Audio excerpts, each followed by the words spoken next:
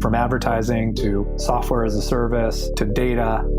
Across all of our programs and clients, we've seen a 55 to 65% open rate. Getting brands authentically integrated into content performs better than TV advertising. Typical lifespan of an article is about 24 to 36 hours. If we're reaching out to the right person with the right message and a clear call to action, then it's just a matter of timing.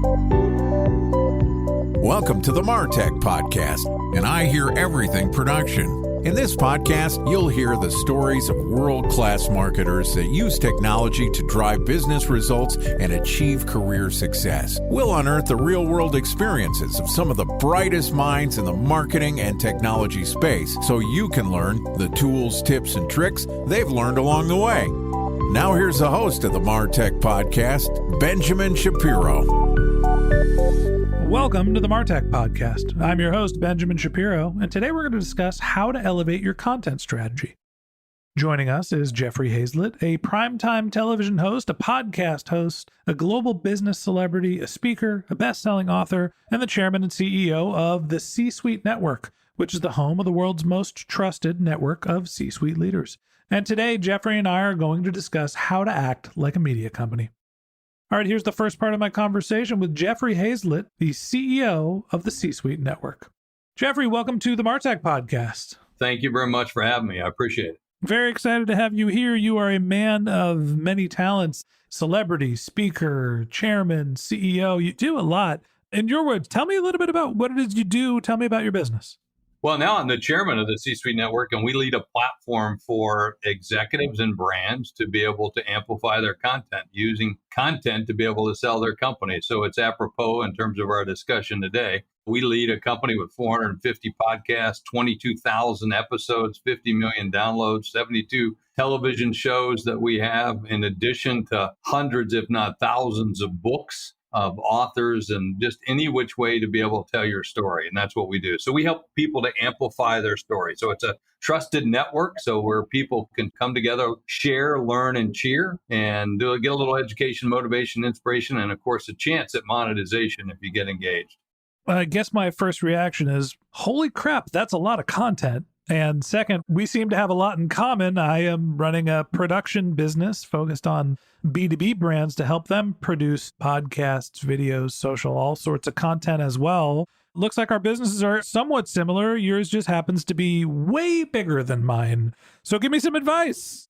Yeah, we partner with people like you and others. Listen, there's no difference between a business on Main Street and one on Wall Street. The only difference is the number of zeros behind the number. That's it. Well, I'd like more zeros if it's all the same. and preferably at the end of the number, not at the beginning. I've been on both sides of that one, I'll tell you that. We're early days. We've been at this for 5 years. We're producing 5 or 6 podcasts given the day, and that's like we're doing 30 episodes a day with social and blog content, and we've got our formulas and automations and technology now where we're ready to pump out as much content as our clients can record and produce. And all this comes down to the idea of brands are now starting to become media companies. You can't rely on performance marketing the way that you used to in the heyday of Facebook, and now you need to get yourself out there in creative ways. So talk to me about why and how brands are acting like media companies.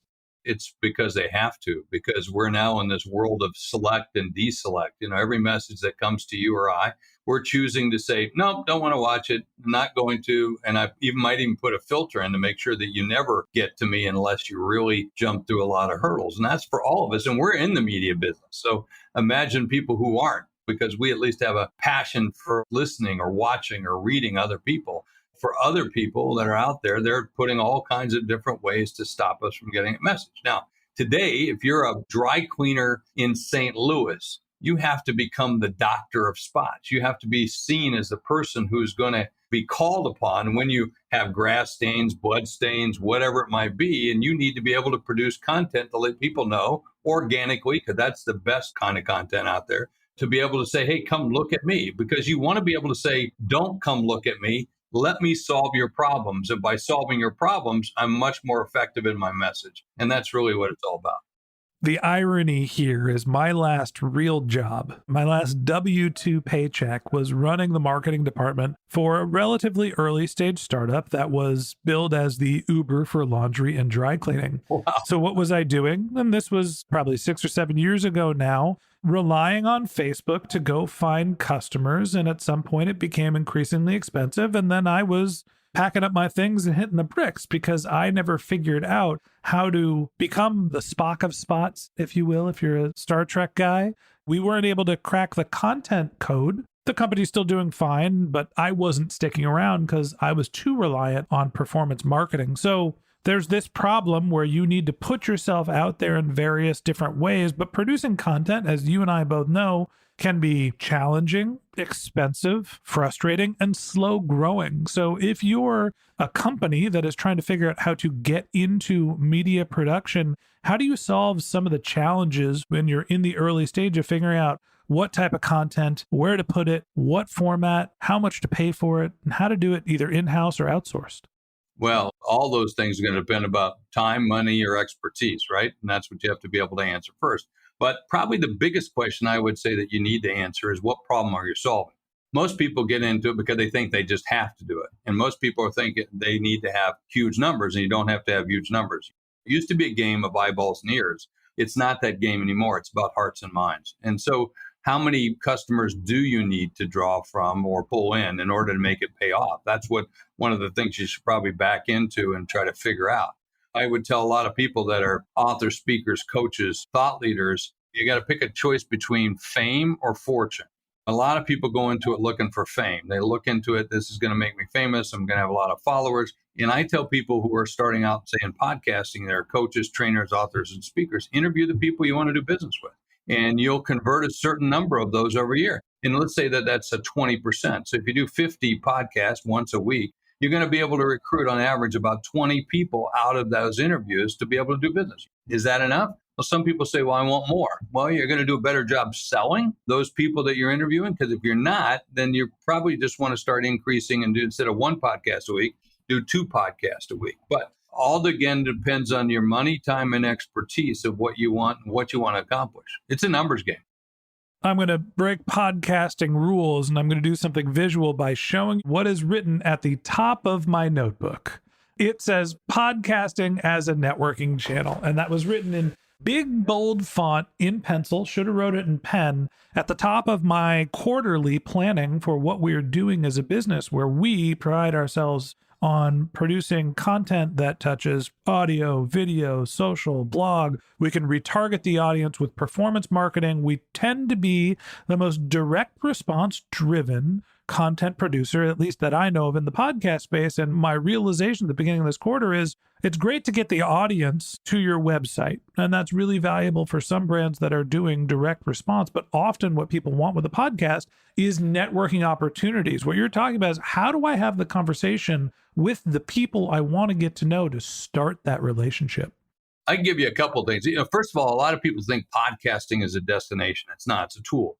For some people, it's a destination. If you got a show like mine, like All Business, I started on CBS in the early days of podcasting, built that up through CBS Radio, and then they decided to get out of the B2B side. So I took all that, started a new network called C-Suite Radio, and I started with 26 shows. Now I have 450 shows, and we'll grow by 170% this year. But for most people, that's not the way to go about it, right? In terms of, you want to be able to take a look at it in a different way. And I think you want to say, look, it's about utilizing it as a tool, which is exactly what you wrote at the top of that page, was to be able to use it in a way that's going to get you where you want to go. Let's imagine you're a professional speaker. I want to interview people that are going to hire me. I'm going to go out and interview lots of franchise organizations. I'm going to interview people that have conventions and meetings on an ongoing basis. I'm going to interview the head of sales, because that person has 2 or 3 big sales meetings a year around the world. I'm going to make sure that I'm interviewing the head of the IMA, International Meeting Association, the Expo Association,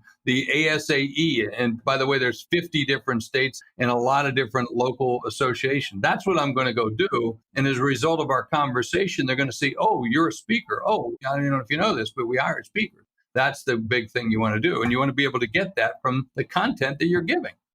Now, we've been talking about the networking power of media, of, in our case, podcast creation, but there is also the media portion of this where you're getting people to consume your content and listening. How do you think about not only the networking, getting in front of the people that you want to have the conversation, but also turning the output of that, the content you're creating, into something valuable for your brand? Well, you can certainly, if you're part of a network, I mean, if you're out there on your own, which a number of podcasts are, millions are, and that's okay, but you're in podcast purgatory. It's tough for people to find you. And you're paid by the number of listens or views that you get. Well, and for most people, that's pretty tough. And so you're going to get the going rate, which is about $7 to $10 per 1,000. If you're looking at advertising of any kind, whether it's programmatic or inserted, you could certainly get a sponsor, or a title sponsor, or segment sponsors. Those are things they can do it again, but you're going to have a fairly large following for that. But certainly programmatic, if you're part of any kind of network, you can get that programmatic. And depending on your audience, so if you're like at a group like the C-Suite Radio or C-Suite TV, we typically get triple what most other audiences do because of the kind of audience that we bring in, and we can aggregate that. So when I say 50 million downloads, we can get a premium of between $25 and say $50 for CPM. And of course, that's split with the host of that particular show so that you can monetize that. And there are lots of other ways to monetize, as I said, as sponsors. And then one of the other most effective ways is how you chop that content up and then repurpose it. You want to be able to take snippets of the video, snippets of the audio, turn it into a blog, turn the summaries into a chapter in a book or a compilation of things. So at the end of the year, I always do my 10 best interviews, feature those again. At the end of every show, I end the show with, hey, what did I learn during that interview? And it's just my takeaway. And of course, I can pull all those together and make that a chapter of learning. So there's lots of different ways that you can chop this thing up. The value you can extract from turning your business into a media asset is multifaceted. There's networking, there's awareness building, you can do demand generation, you can monetize your content and create a second path of monetization for your business. There's all sorts of different ways that you can take it, and you could repurpose your content as well to not just be focused, in my case, on audio. Turning audio into video, turning video into short form social content, right. Writing a book, creating some sort of other asset. There's all sorts of different ways that you could take advantage of your media. Jeff, before I let you go today, any advice for people or brands that are starting to think about building that media asset? It's a very complicated portion of our business. How do you figure out where to start and what's the right flavor for your business? First of all, have a guide. Have somebody that's been there before and done it. Not someone that gives you advice, but someone who gives you counsel because they've done it before. The other thing I'm going to tell you is this is not a short game. This is a long game. 50% of most podcasters fail before the first 10 episodes, and another 48 fail before the end of the first year. This is something you want to look at. This is not just 1 year, it's 2 years, it's 3 years. But by sticking with that and building that content, they will come. They will be there, and you'll build the right kind of audience that you want to reach. If you build it, they will come, but it might require a little bit of patience. And that wraps up this episode of the Martech Podcast. Thanks for listening to my conversation with Jeffrey Hayzlett, the CEO of the C-Suite Network. Join us again tomorrow when Jeffrey and I continue our conversation talking about increasing your content's lifespan. If you can't wait until our next episode and you'd like to learn more about Jeffrey, you can find a link to his LinkedIn profile in our show notes. You can contact him on Twitter. His handle is Jeffrey Hayzlett. That's JEFFREY, Or you can visit his company's website, which is hayzlett.com, HAYZLETT.com. Or you could visit c-suitenetwork.com. That's c-suitenetwork.com. Just one more link in our show notes I'd like to tell you about. If you didn't have a chance to take notes while you were listening to this podcast, head over to martechpod.com, where we have summaries of all of our episodes and contact information for our guests. You can also subscribe to our weekly newsletter, and you can even apply to be our next guest speaker on the Martech Podcast. Of course, you can always reach out on social media. Our handle is MartechPod, MarTechPod, on Twitter, Instagram, and Facebook, or you can contact me directly on LinkedIn. My handle is Ben J. Shap, BenJShap. And if you haven't subscribed yet and you want a daily stream of marketing and technology knowledge in your podcast feed, we're going to publish an episode every day this year. So hit the subscribe button in your podcast app, and we'll be back in your feed tomorrow morning. All right, that's it for today. But until next time, my advice is to just focus on keeping your customers happy.